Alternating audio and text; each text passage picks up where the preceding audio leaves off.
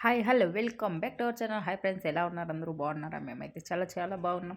మన వీడియో వచ్చేసి అయ్యప్ప స్వామి మాల వేసినారు కదా, ఇరుముడిది. నేనైతే వీడియో చూపిస్తాను.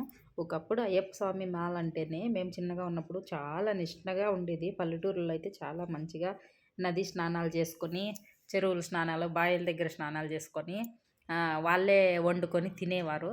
ఇప్పుడైతే అలా లేదు. ఎక్కడంటే అక్కడ హోటల్లో భోంచేస్తారు, ఇళ్ళలోనూ భోంచేస్తారు. ఒకప్పుడైతే నాకు తెలిసినంత వరకు అయ్యప్ప స్వాములు అయితే స్వాములు మాత్రమే వండుకొని తినేవారు. 2 పూట్ల 3 పూట్ల స్నానాలు చేసి అలా తినేవారు. ఇప్పుడంటే ఇలా ఉంది, ఏం చేసేకయ్యే లేదు.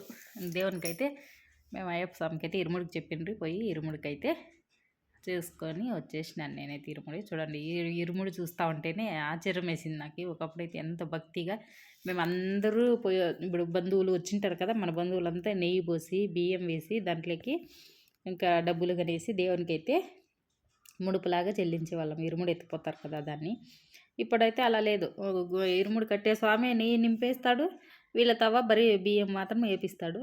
అలా ఉంది. కనీసం ఒక్కరన్నాడా స్వామి శరణమయ్యప్ప అని ఎవరు కూడా చెప్పలేదు. ఒకప్పుడైతే పాటలు భక్తిగా మోగేది ఊర్ల చుట్టూ అయితే. ఇప్పుడైతే పరిస్థితులు ఇలా ఉన్నాయి, ఏం చేయలేం. అక్కడే భోంచేస్తూ ఉండారు, అక్కడే ఇరుముడు కడతా ఉండారు.